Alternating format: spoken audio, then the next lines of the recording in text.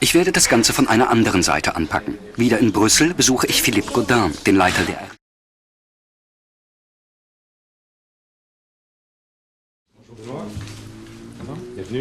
Ich weiß, dass er das Drehbuch von Berberian gelesen hat. Es scheint, als habe sich der Fluch der 7 Kristallkugeln auf das Verhältnis zwischen Tim und Struppi und dem Film übertragen. Als könnten sie einfach nicht zusammenkommen. Ich würde nicht von einem Fluch reden. Es stimmt schon, bei dieser Geschichte gab es eine ganze Menge verpasste. Apparemment, c'est une histoire avec beaucoup de rebondissements, mais qui est aussi pleine d'anecdotes. Il y a un dossier sur Tintin et le cinéma et les dessins animés. Ça, c'est le dossier sur les 2 films avec acteurs, donc les films de Barret. Pour une fois, on voit Hergé sur le tournage. On se souvient du mystère de la Toison d'Or, de Tintin et les Oranges Bleues, et des 2 dessins animés de long métrage. Mais Philippe Godin m'apprend que les rapports entre Tintin et le cinéma remontent en fait à la création du personnage. Dès 1930, Tintin au pays des Soviets a été adapté sous forme de film fixe.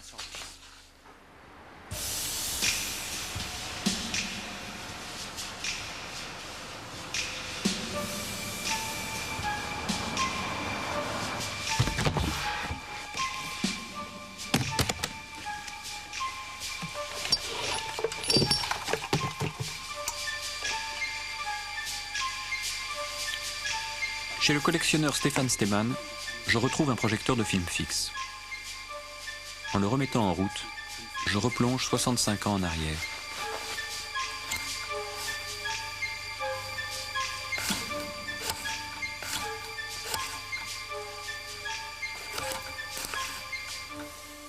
En passant devant un patronage que je ne fréquentais pas, j'ai entendu tout d'un coup Tonnerre de Brest, quelque chose de cet acabit.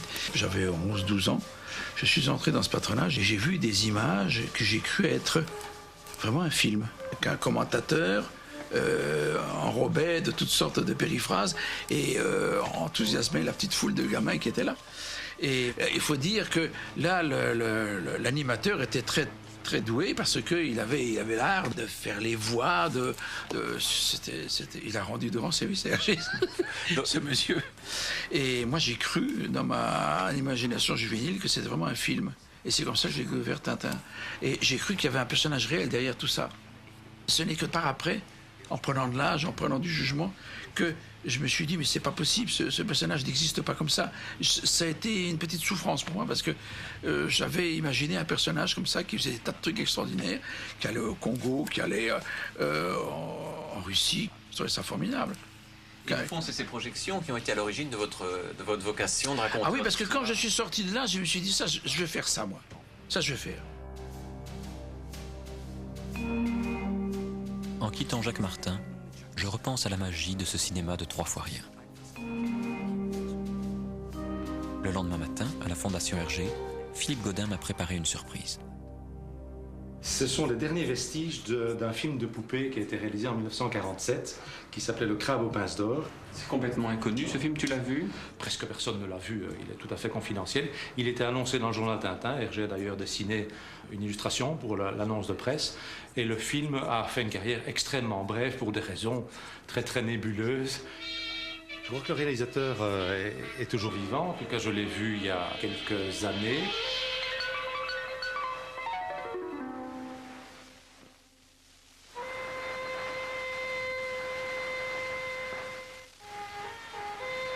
C'est la séduisante Claude Mizone qui réalisait les poupées, tandis que son mari, Joao Miquils, les animait. À la fin de la guerre, ils commencèrent à tourner ensemble de petits films de marionnettes. Alors, en mars 1946, nous avons reçu la visite d'un certain monsieur Wilfried Boucherie de Keerbergen, qui disait avoir les droits d'adaptation du film Le Crabe aux pinces d'or d'Hergé et nous demandait si nous pouvions réaliser donc un film de long métrage en respectant exactement l'album.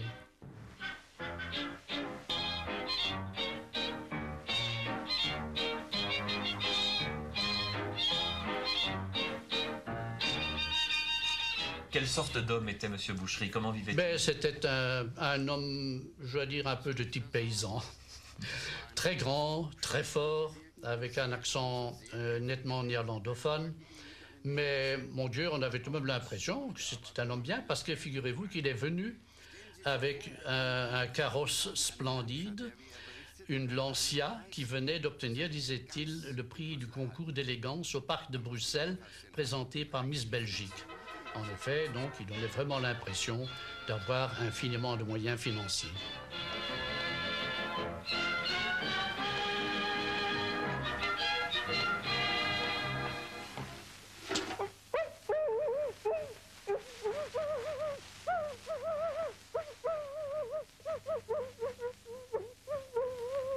Évidemment, Milou.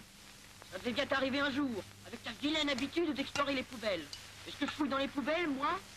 J'ai encore eu de la chance. J'aurais pu te couper. Regarde, comme les boissons tranchants. Allons en route. Il ne recommence plus. C'est ma femme qui réalisait les poupées et moi je m'occupais donc de la technique, de l'animation et des éclairages. Claude Mizone et son mari se lancent dans cette réalisation minutieuse, mais les mois passent et les paiements prévus ne suivent pas. Le découragement s'installe. Et nous avons en effet stoppé le travail pendant près de 2 mois. Mais je dois dire que Boucherie était évidemment décontenancé, il courait à gauche, à droite pour essayer probablement de trouver alors des fonds. Et quand il venait chez nous, il ne venait déjà plus avec sa belle Lancia. Il venait en tram ou en bus, ce qui était vraiment significatif. Mais nous, finalement, on s'est dit, mon Dieu, arrêtez complètement, c'est la perte sèche pour tout le monde. De guerre lasse, on va reprendre le travail. Pour l'amour du ciel, taisez-vous. Et nous avons repris de nouveau les prises de vue, mais à une cadence beaucoup plus accélérée, c'est-à-dire que nous avons filmé beaucoup d'images, non seulement en animation, mais même en plan fixe.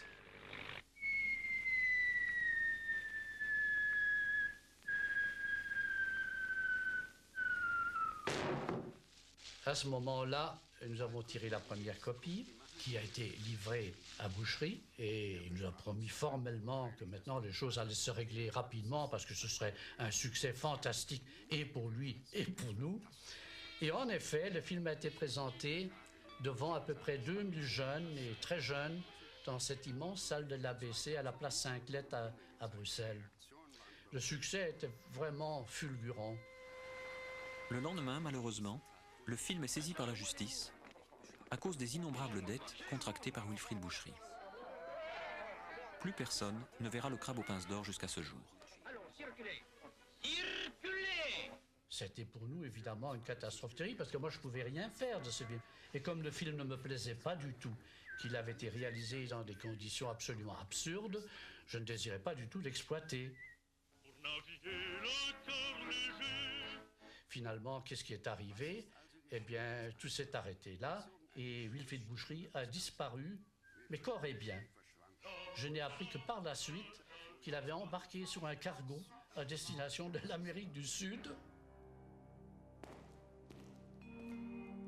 Noël 1948, Buenos Aires. Cher monsieur Hergé, à moins que vous n'étiez déjà au courant, vous serez peut-être un peu étonné de recevoir des nouvelles de moi, d'Argentine. Après ma culbute, il ne me restait plus qu'à quitter l'Europe, dans l'espoir de refaire fortune ici. Mes meilleurs vœux pour 1949. J'espère que pour moi, ce sera meilleur que 1945 à 1948. Mes respects à votre dame, Wilfried Boucherie. Mais Hergé veut tourner la page Boucherie et s'adresser à un vrai professionnel. Cher monsieur, j'ai assisté dernièrement à Bruxelles à la projection d'un petit dessin animé, réalisé par un amateur et mettant en scène quelques-uns des personnages que j'ai créés il y a 20 ans. Ces personnages connaissent depuis plusieurs années, surtout en Belgique, une vogue considérable. C'est pourquoi je me permets aujourd'hui de vous faire envoyer par mon éditeur quelques-uns de mes albums, afin que vous puissiez juger vous-même du parti qu'il y aurait éventuellement moyen d'en tirer.